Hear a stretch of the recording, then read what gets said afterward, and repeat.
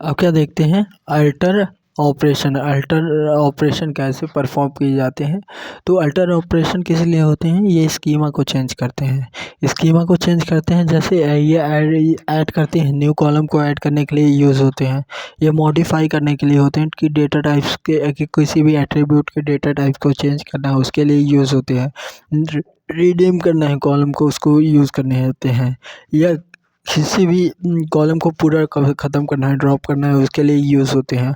और रीनेम करना है टेबल को इटसेल्फ, तो उसके लिए यूज़ होते हैं। तो किसके कैसे न्यू कॉलम ऐड करने के लिए, डेटा टाइप चेंज करने के लिए, कि न्यू कॉलम नेम को ऐड करने के ड्रॉप करने के लिए और रीनेम करने के लिए टेबल को। ठीक, तो पहले देख कि अगर क्या करना है, न्यू कॉलम ऐड करना है तो उसके लिए क्या लिखेंगे, अल्टर टेबल लिखेंगे। फिर उसके बाद टेबल नेम लिखेंगे जैसे कि अल्टर टेबल कस्टमर, तो ये कस्टमर नेम कस्टमर लिखे, ये क्या है, टेबल नेम है। ठीक, फिर ऐड न्यू कॉलम को जो ऐड करना है उसको लिखेंगे, जैसे ऐड एज। तो ये कस्टमर वाले टेबल में एक एज कॉलम बनेगी। फिर उसका डेटा टाइप्स लिखेंगे, एज किस प्रकार की होगी, इंट एन होगी। और फिर उसके बाद अगर ये किए, और फिर इसके बाद अगर दूसरा कॉलम और ऐड करना है तो ऐड करेंगे, दूसरा कॉलम भी लिख देंगे, फिर डेटा टाइप्स लिख देंगे। ठीक, इसी तरह थर्ड कॉलम और ऐड करना है तो ऐड न्यू कॉलम नंबर 3 वो कर देंगे, और फिर इसके बाद और डेटा टाइप्स लिख देंगे। ठीक, डेटा टाइप लिख दिए, एज इंट लिख दिए, इसके बाद कोई और कंडीशन देनी है जैसे नॉट नल, डिफ़ॉल्ट वैल्यू, तो वो यूनिक, ये सारी भी कंस्ट्रेंट लिख सकते हैं। ये सारे भी कंस्ट्रेंट क्या कर सकते हैं, लिख सकते हैं। तो इससे क्या हो जाएगा, एक न्यू कॉलम क्या हो गया, ऐड हो गया। ठीक, अब आते हैं इसके बाद मॉडिफाई करना, कि किसी भी डेटा टाइप्स के एट्रीब्यूट को कैसे मॉडिफाई करते हैं।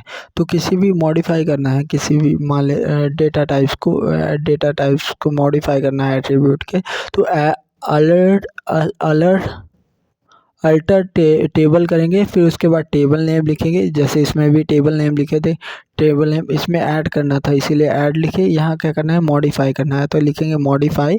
फिर उसके बाद कॉलम नेम लिखेंगे, कॉलम नेम कि किस कॉलम को मॉडिफाई करना है। यहाँ ऐड करना था तो न्यू कॉलम लिखेंगे, यहाँ मॉडिफाई करना है उस कॉलम को लिखेंगे।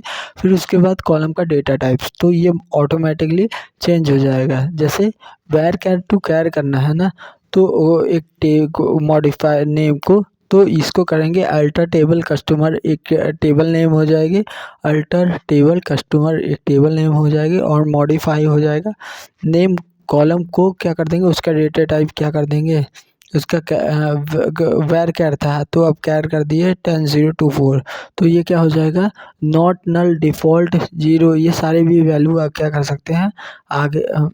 ये कैर क्या होता है, नॉट नल डिफ़ॉल्ट वैल्यू 0, ये सारी चीज़ भी कर सकते हैं। ठीक, ये हुआ है, ये मॉडिफाई कर दिए इसको। फिर अगर मॉडिफाई कर दिए डेटा टाइप्स, अब तो दिखेगा नहीं, फ्लोट से इंट से फ्लोट किए हैं, तो उसको समझने के लिए क्या कर सकते हैं, ये कमांड यूज़ कर सकते हैं, डिस्क्राइब DESC।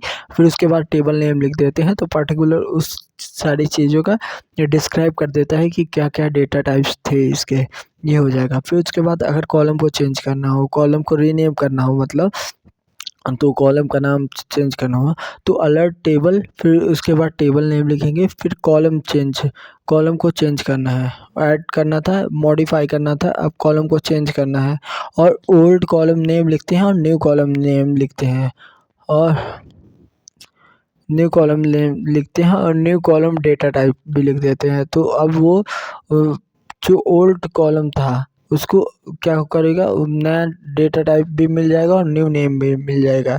जैसे अल्टर टेबल कस्टमर है, जिसमें चेंज करना है कॉलम के नेम को हटा के क्या करना है, कस्टमर नेम करना है, और उसका डेटा टाइप्स क्या लिखते हैं, वैरचर 2024। ये क्या होता है, नॉट नल डिफ़ॉल्ट वैल्यू इसको 0 होती है, इसकी कैर की वैरचर के साथ जो भी हो, ये कर सकते हैं। ठीक, फिर उसके बाद आता है ड्रॉप कॉलम में क्या होता है कि ड्रॉप कर देते हैं कम्प्लीटली कॉलम को। इसको कैसे करते हैं, अलर्ट टेबल नेम लिखते हैं, फिर उसके बाद क्या कर देते हैं, ड्रॉप लिखते हैं, ड्रॉप कॉलम और कॉलम नेम लिख देते हैं। तो इससे क्या होता है, कॉलम ही ड्रॉप, पूरा वो कॉलम ही डिलीट हो जाता है।